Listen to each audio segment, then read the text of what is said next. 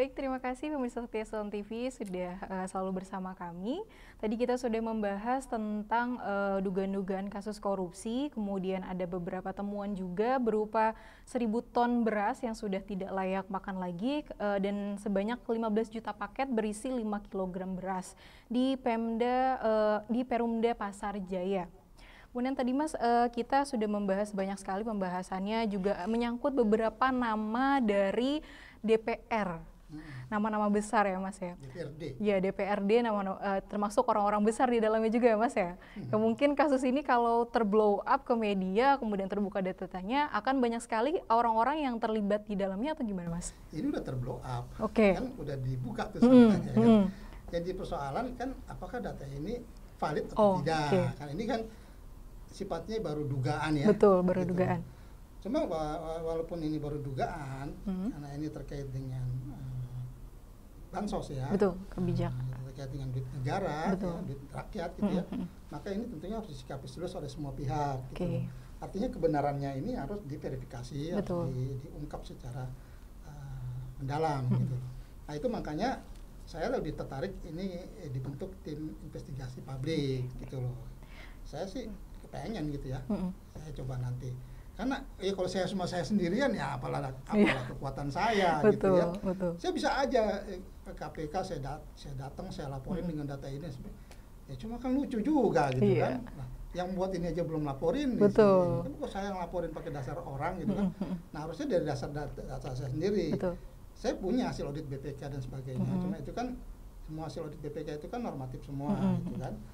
Nah itu tadi sebenarnya. Ya, tapi gini Mas, melihat tanggapan dari Menteri Sosial Ibu Tri, beliau mengatakan di hari Jumat kemarin bahwa bukan. Dinas Sosial kali. Iya betul, Dinas Sosial. Ya. Dinas Sosial Ibu Tri Risma hari ini mengatakan pada persnya dilakukan Jumat lalu, beliau mengatakan bahwa bantuan sosial berupa beras itu sudah diganti per Desember tahun 2020. Sudah digantikan berupa uang tunai sebetulnya katanya Mas. Dan beliau juga merasa bahwa 2 tahun terakhir itu bantuan sosialnya karena sudah berubah, jadi mempertanyakan nih sebetulnya beras yang ditemukan itu dari dana sosial mana sebetulnya. Iya. Itu gitu ya. Ini kan makanya tadi harus dibentuk tim investigasi untuk memverifikasi itu gitu loh.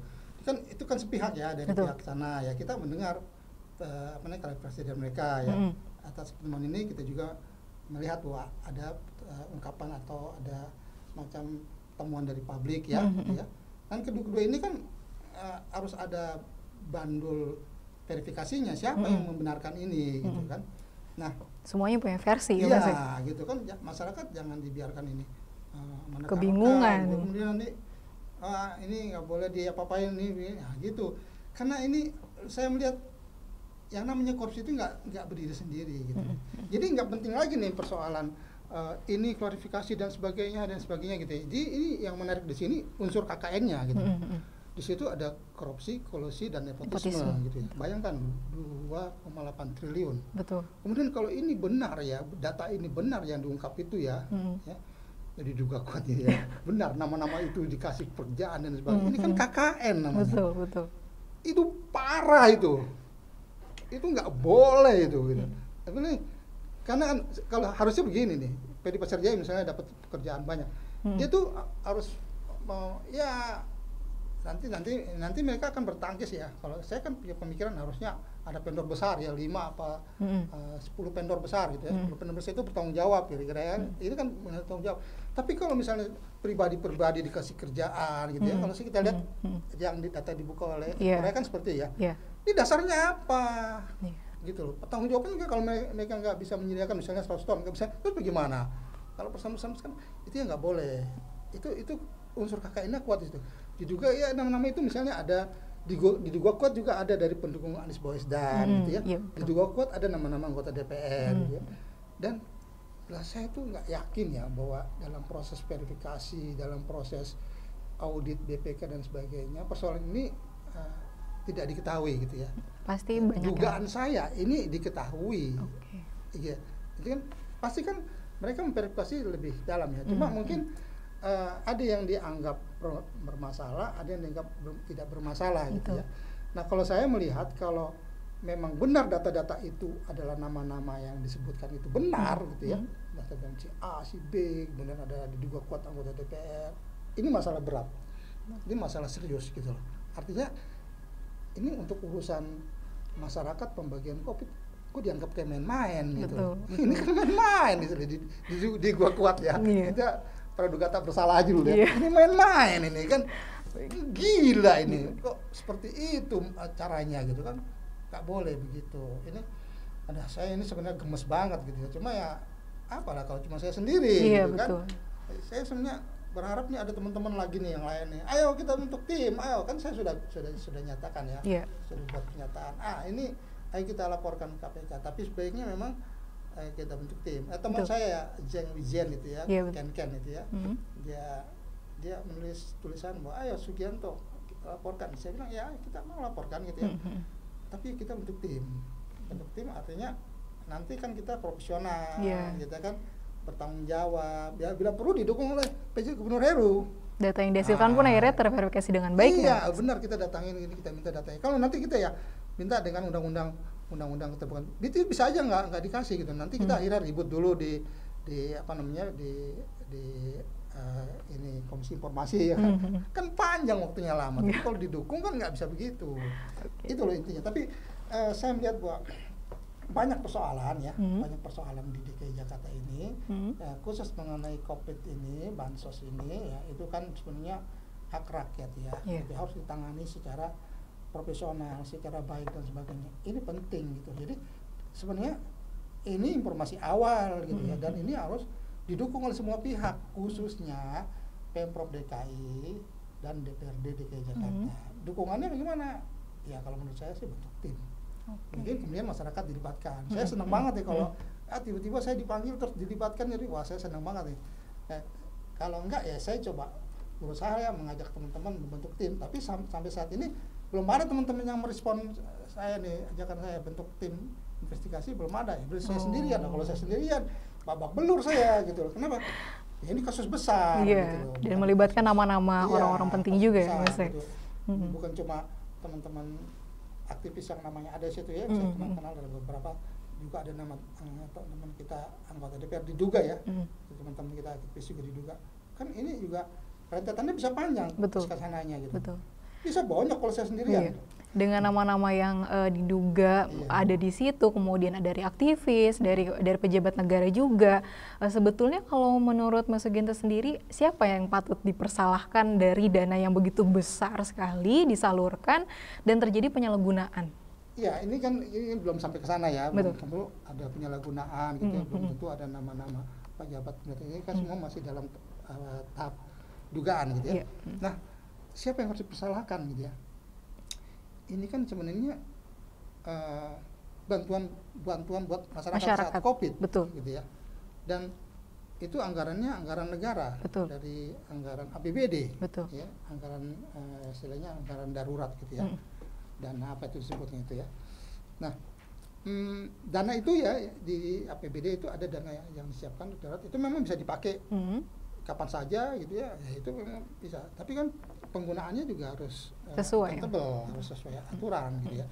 Nah, pertama yang harus dipertajam itu ya dinas sosial. Dinas sosial itu kan membagi 3 ya, ada PD Pasar Jaya, ada apa tadi itu? Ada dari PT Trimedia Imaji Resiko Abadi, kemudian PT Food Station. Ya. Terus kenapa cuma 3? Gitu ya kan, ini kan pekerjaan besar nih. Kenapa cuma 3 gitu? Kenapa enggak vendor lain yang juga profesional gitu ya. Kemudian juga dipertajam lagi. Kenapa PD Pasar Jaya dapat segitu besar, hampir 2,5 triliun gitu? Apa dasarnya gitu kan?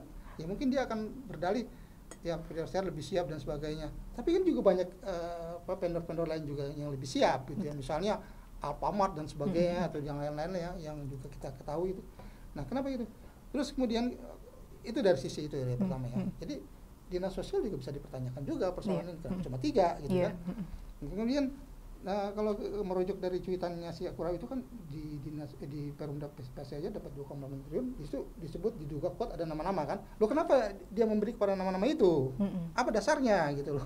Apa profesi mereka gitu kan? Secara pembagian aja udah nggak proporsional ya Mas ya, dari Ini jumlah panjang total. nih urusan ini. Aduh, jadi kalau dikejar sampai ke sana itu nanti akan terbuka. Oh, berarti yang patut dipersalahkan pertama si A, kedua si B gitu kan. Kemudian yang jadi korban siapa nih gitu kan. Kemudian kalau penegak hukum ujung-ujungnya nanti ada nggak kerugian negaranya gitu Betul. ya. Ya diverifikasi aja secara mendalam. Kalau si A ini dia ngasih penawaran berapa sih, kalau kepada si B bisa berapa sih gitu. Cuma nanti nama-nama itu kan bisa dibantah itu.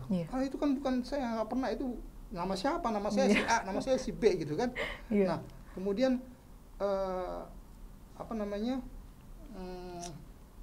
dugaan korupsinya di mana gitu kan, kerugiannya di mana, itu masih bisa. Makanya ini kan datanya sebenarnya ya untuk informasi awal cukup ya. Cuma kalau untuk menjadikan sebuah laporan itu harus lebih valid lagi gitu. Lebih mendalam lagi verifikasinya, gitu, data. Kemudian butuh bantuan dari orang-orang terutama gubernur saat ini ya untuk memberikan jalan, memberikan data. Saya sering minta data dan sebagainya. Baik gitu. Nanti ada bisa dikasih, ada data yang nggak bisa dikasih, ada data yang bisa dikasih gitu kan. Ya ujung-ujungnya persoalan ini nanti ya dianggap tidak ada masalah apa-apa gitu ya. Nah, kalau memang informasi yang disampaikan oleh Akura itu benar adanya, misalnya itu kan memang harus dituntaskan, harus diselesaikan, karena ini menyangkut kepentingan publik itu. Sekali lagi ingin kita tegaskan ya, ingin saya tegaskan sini, persoalan ini nggak ada kaitan sama pencalonan Anies Baswedan. Betul. Karena kan itu ada gambaran. Pada memang Anies Baswedan harus terseret-seret misalnya, yaitu konsekuensi dari jabatan gubernur. Tapi kan juga belum tentu Anies Baswedan itu terlibat dalam persoalan dugaan korupsi ini, dugaan KKN ini kan itu kan. Nah, tapi jangan pagi-pagi kemudian publik kemudian wah ini mau menjegal Anies, itu buruk itu kalau begitu. Karena banyak sekali tuh Mas pemikiran seperti itu di media, karena kan pertama mungkin kasus ini mencuat di awal tahun 2023, kemudian pas sekali dengan mendekati tahun-tahun politik, suasana makin panas, pendukung-pendukung udah mulai berkeluaran, maksudnya mereka dari mulai pendukung fanatik sampai segala macamnya, sehingga pemikiran ini tidak bisa kita hindari ya Mas ya sebetulnya, apalagi memang di sini terjadi di masa jabatannya Pak Anies. Tentu Pak Anies menjadi bagian dari hal ini, bukan berarti Pak Anies juga ada di bagian dari KKN-nya, tapi mungkin karena memang hal ini terjadi di masa jabatannya sebetulnya.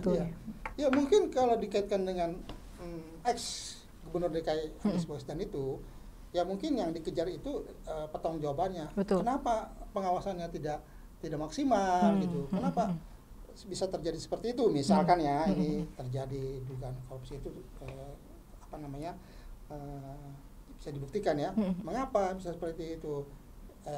Itu konsekuensi ya. Tapi bukan berarti persoalan ini kemudian ANSI adalah urusan tidak suka kepada pencalonan Baswedan, bukan itu. Ini nggak ada kaitan sama sekali. Itu loh yang ingin kita tegaskan di urusan soal ini, murni urusan dugaan KKN ya, yang semua pihak harus mendukung ini gitu loh. Siapapun ya, KPK, kepolisian, kejaksaan, ya kita masyarakat harus mendukung ini. Ya nggak boleh dong ada dugaan KKN terjadi depan mata kita yang dibuka oleh akun Akura itu. Ya tentunya yang jadi persoalan apakah benar ini? Betul. Ya itulah jadi penting untuk membuat tim investigasi itu.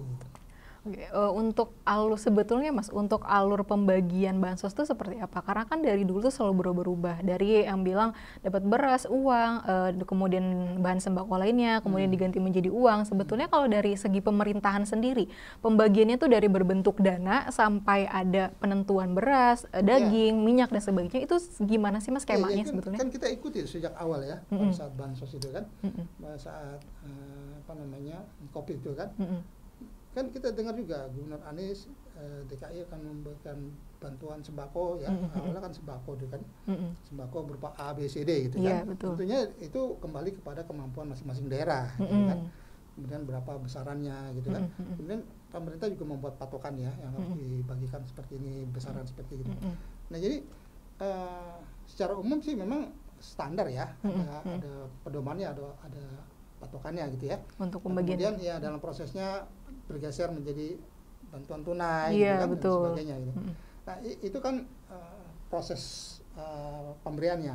Tapi kan yang terpenting adalah dalam proses itu nggak boleh ada penyimpangan, nggak boleh ada KKN, Betul. nggak boleh ada like and dislike, nggak boleh pilih gitu ya. Iya. Dan semua Harus transparan. Iya, bahkan itu kan ancaman kalau misalnya dana COVID itu dikorupsi, ancamannya kan hukuman mati. Betul, hukuman masih mati. nekat-nekat berani kira-kira begitu loh Iya, ya. karena di saat situasi kondisi sudah tidak Iya. beraturan, orang-orang kehilangan pekerjaan, dan sebenarnya malah hal ini sangat menyedihkan Ini naik sebetulnya. banget. Nah, ini betul-betul sangat naik banget gitu Iya. ya. Kalau seandainya ya yang kita anggap ini dugaan bancakan gitu ya, Iya. itu naik sekali gitu ya. Betul. Bahkan di mana sebagian masyarakat merasa susah, ada Iya. yang meninggal keluarganya, ada yang kehilangan Pekerjaan. hancur-hancuran lah ya.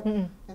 Terus di sisi lain ada orang yang Sibuk berpesta memperkaya. pora, ya kan, menikmati dan di atas penderitaan. Ini kan gila ini namanya. Nah, itu yang sebenarnya persoalannya gitu loh. Jadi ya harus dibuat tim lah secara transparan ini. Benar apa enggak sih nih? Ini Ed Kurawe ini mengungkap ini. Kalau benar, ya diusut tuntas dong. Betul. Gitu. Nama-nama yang disebut itu apakah benar? Ya nanti penegak hukum yang memanggil. Benar kamu? Nah, ini kan bisa dibantah dengan mudah. Bukan saya itu. Kan Betul. nanti kita fitnah jatuhnya kan. Tapi kalau penegak hukum yang memanggil dan sebagainya, memverifikasi, kenapa bisa muncul nama ini? Apa benar ini? Dapur Ed Kurawanya itu personilnya itu orangnya bisa diketemui, bisa hadir. Wah, ini dahsyat ini. Gitu. Saya senang ini membahas masalah ini karena apa? Karena ini menyangkut kepentingan publik gitu. Betul, ya, mengenai betul. anggaran Covid yang 2,8 triliun, 3,4 triliun. Tadi ya Mbak Al bilang orang lain susah, kehilangan pekerjaan dan sebagainya. Kok ada orang menari-nari di atas penderitaan orang itu memanfaatkan mencari keuntungan kan? Betul. Itu loh benang merahnya saya pikir. Berarti untuk sampai saat ini memang masih berupa dugaan yang terus digali ya. Secara personal mungkin juga akan membentuk sebuah tim yang diharapkan memang Pak Gubernur saat ini tuh memberikan jalan, memberikan akses untuk ininya. Kemudian kan ini kan sangat memberikan dampak yang luar biasa ya, baik untuk negara sendiri, negara juga mendapat kerugian, kemudian masyarakat yang harusnya mendapatkan bantuan sekian ternyata dipotong, seperti itu. Sebetulnya dalam skema kasus korupsi, adanya penimbunan dan segala macam yang kemudian di kasus ini adalah penimbunan beras sampai sudah tidak layak pakan lagi. Itu kenapa sih Mas setiap ada kasus-kasus seperti itu, kasusnya itu selalu penimbunan gitu? Barang-barang yang ada itu selalu ditimbun sampai tidak layak pakai, kemudian baru diketemukan. Apa memang kasus skemanya itu harus ditimbun biar tidak diketahui oleh masyarakat, kemudian tidak bisa dimakan, atau memang sebetulnya dari awal bisa menjadi uang saja gitu? Ya itulah sebenarnya yang mesti didalami ya. Kenapa? Ini yang jadi benang merahnya ya. Ini kan baru cuitan dari akun Ed Kurawa nih. Ini benar ditimbun apa tidaknya kan juga harus diverifikasi kan. Betul. Jadi kita bilang, loh kenapa harus ditimbun? Tapi faktanya nanti nggak ada penimbunan kan kacau juga. Iya, betul. Nah ini makanya ini nanti kita akan sampai ke sana. Kenapa harus ditimbun semua? Tentunya dengan adanya tim verifikasi itu, tim verifikasi independen publik itu, ya nanti bisa dibuat kesimpulan gitu. Kenapa ditimbun gitu? Kan konon kalau dari si Ed Kurawa itu berdasarkan whistleblower ya. Betul, whistleblower. Dia juga merujuk katanya ada hasil apa ya, audit kalau nggak salah. Iya, ada audit. Audit apa ya, independen atau audit internal gitu ya. Ya, disebutkan begitu ya. Nah, itu data-data itu kalau betul-betul ada dan bisa dibuka dan diketahui, nah, itu menarik gitu loh. Jadi intinya di situ kita bisa mengetahui kenapa ditimbun dan sebagainya kalau kita sudah mengetahui secara pasti gitu. Sekarang ini kalau kita salah ngomong, kita misalnya sebut ini, oh kenapa ada nama dia berkelit tuh, nah nama saya siapa gitu kan, terus nanti dia akan menangis. Nah bisa aja nanti dia melakukan perlawanan hukum, pencemaran nama baik kau ya kan gitu. Ini nggak boleh kita ya. Ini ngeri-ngeri sedap juga kasus ini sebenarnya. Tapi tetap harus diungkap kebenaran dari Ed Kurawa itu. Apakah benar ya, syukur-syukur ya yang namanya Ed Kurawa itu si Rudy Valinka itu bisa muncul, bisa menunjukkan klarifikasi langsung, penjelasan langsung. Kita dukunglah, kita support lah. Begitu kira-kira Mbak. Baik pemirsa, KKN atau kolusi korupsi dan nepotisme sudah mewarnai Indonesia sejak pandemi. Bahkan sampai awal tahun 2023, KKN mulai muncul kembali dan diduga menyeret beberapa nama besar, kemudian juga nama-nama aktivis yang sangat disayangkan sekali. Kasus-kasus seperti ini harus kerap muncul kembali dan terus-menerus menjadi mimpi buruk bagi masyarakat Indonesia. Dari tim verifikasi yang mungkin saat ini masih terus bekerja, kemudian tim-tim internal sendiri seperti Mas Sugiarto Mas Sugianto yang sangat mengharapkan bantuan dari Pak BJ untuk memberikan jalan ya Pak ya, untuk memberikan jalan verifikasi ke depannya. Semoga kasus ini tidak terulang kembali dan semoga kalaupun kasus ini ada dapat dilakukan dengan baik dan masyarakat Indonesia mendapatkan data hasil yang sangat memuaskan, terutama hukum-hukum yang bisa diberlakukan secara adil.